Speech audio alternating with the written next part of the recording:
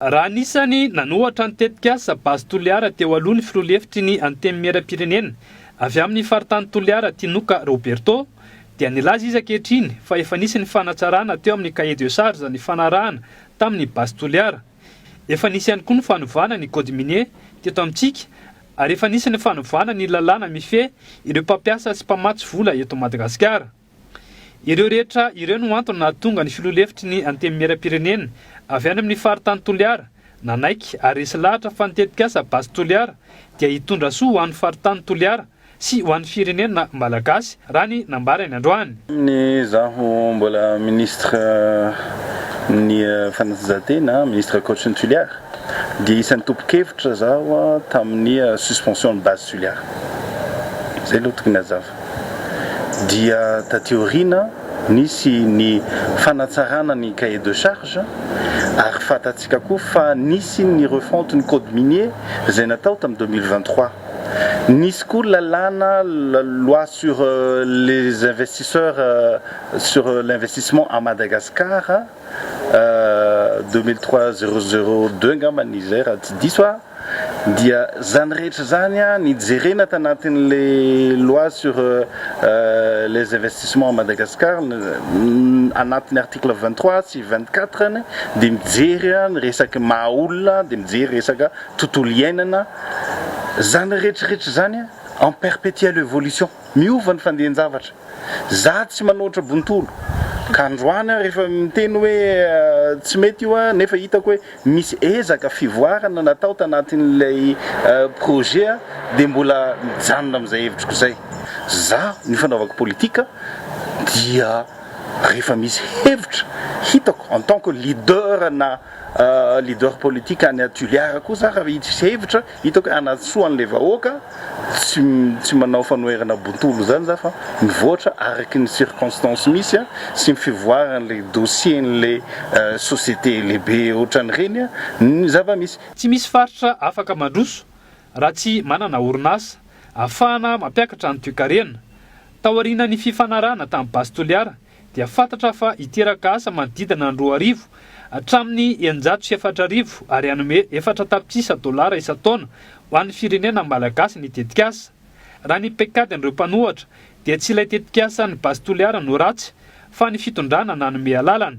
Ka izany no antony anoheran'izy ireo ny tetikasa ho ny fanazavana nentin'ny filoha-hevitry ny antenimieram-pirenena avy any amin'ny faritany Toliara hatrany. Ataon'ireo mpanohatra hoy izy ny ampatahotra ny vahoaka ny Toliara ilazana fa miteraka voka-dratsy ny fitrandrahana ataony ny basy Toliara. Raha ny tombotsoa ho an'io tsy misy faritra afaka mandroso tsy manana orinasa ary tsy manana levier hoentina ampiakarina zany arikarena anatina faritra anankiray zany.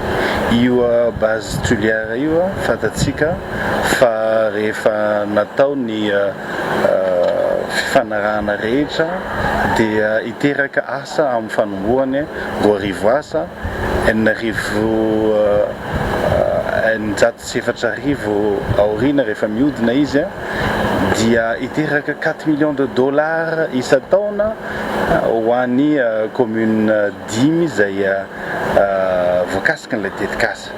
Ny ataon'ny mpanohatra androany tsy dia hoe basy ratsy fa noho ny fitondram-panjakana zany nanome alalana ny basy dia izy manohatra zay dia manohatra ny anarany. Fa raha tsika zany raha ato amin'ny fitondram-panjakana indray no tsy nanaiky an'io dia nangataka ndraiky koa ilay mpanohatra hoe vohay io zavatra io. Ny mampalahelo amin'izao fotoana zao dia le fitenenana hoe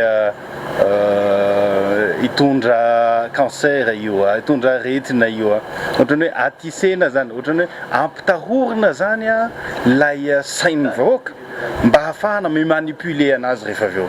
Zay fotsiny anie mampalahelo. Atao zany zay tena hoe ampatahotra an'le vahoaka hoentina zany vahoaka ny Toliara mba hitenenana hoe ratsy io zavatra io ary azo manipulena le sain'le olona amin'izay fotoana zay satria matahotra le olona.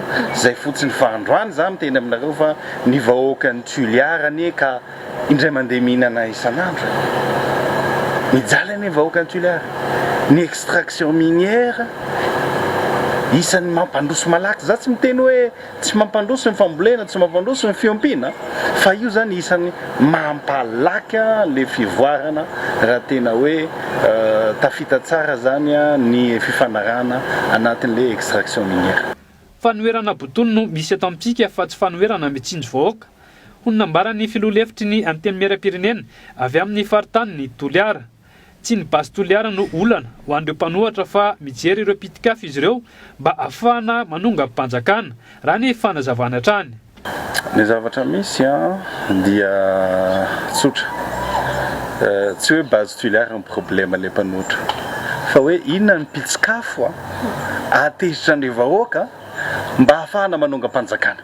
Mazava ohatra zany angely izy tsy asa rotina mihitsy le izy dikan'izay ny fanoherana eto amintsika eto dia lasa fanoherana botolo fanoherana tsy fieritreretina n'le vahoaka akory fa fanoherana atao anaovana tohatra n'le vahoaka atongavana amin'le tanjona tena ilaina dia ny ady seza.